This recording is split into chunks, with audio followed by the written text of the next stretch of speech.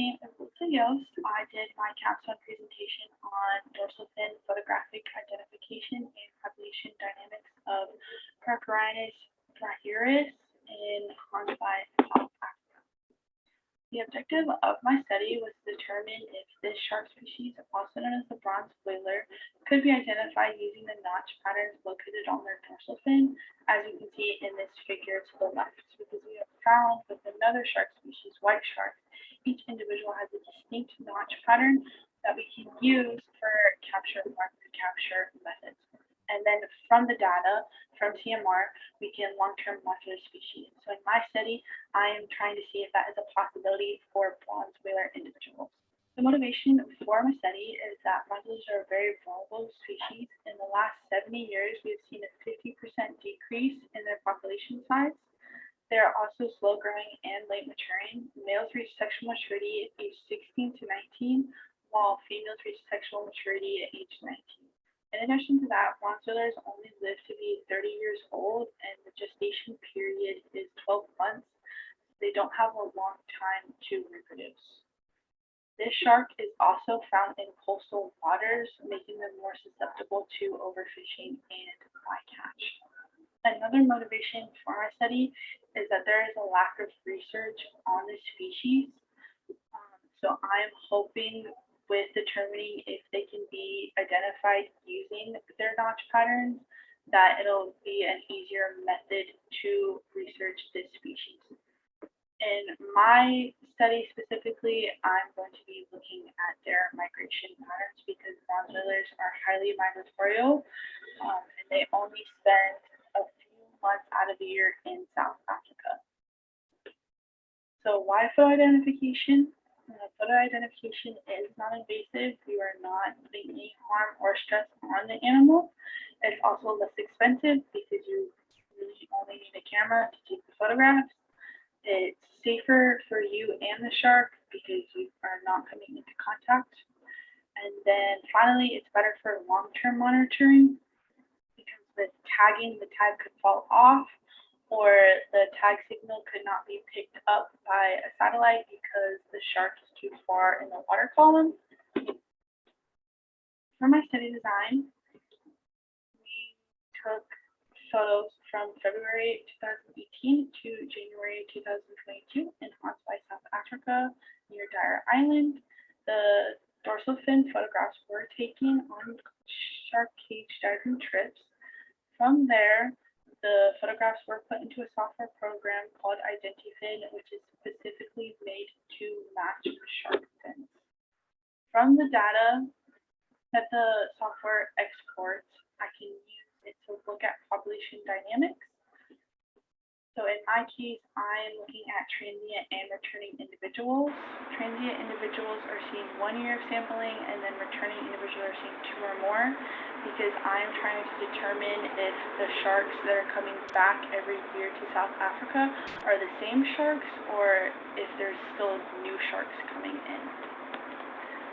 For the software, the first step, as you can see in these first 2 photographs, is to take a picture of the dorsal fin. It doesn't matter which side of the fin you take it on because they are bilaterally symmetrical. After you take the photograph, you upload it into Photoshop where you create a color contrast between the fin and the background so the notches are distinguished. After that, you resize the photograph. That way, all of the photographs that are going into the software are standardized.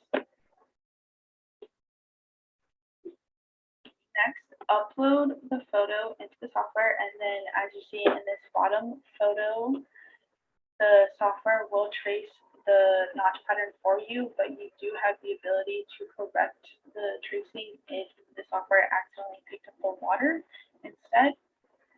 From there, the software gives the fin code. As you can see this bottom right photograph, this code would be 091102.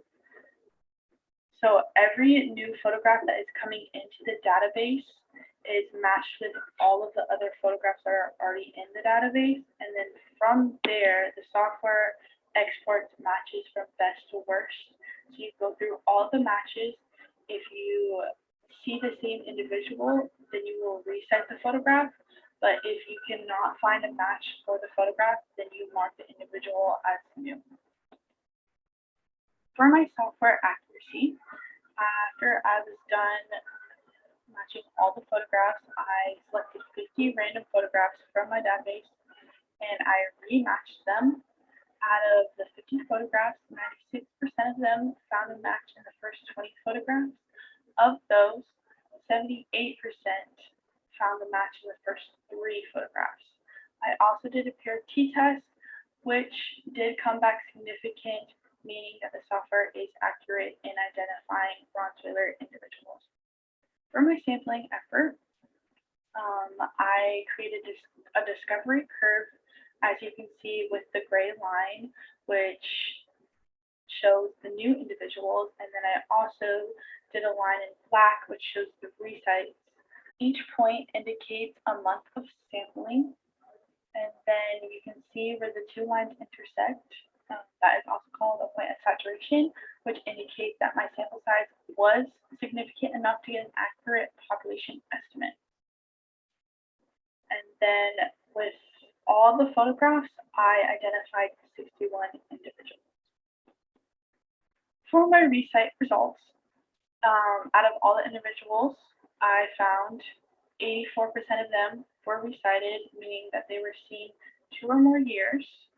And then in this figure, I broke that down into years, so you can see over time, the new individuals decrease more and more and more, and the returning individuals are increasing, meaning that the majority of the individuals that are coming back to South Africa are the same.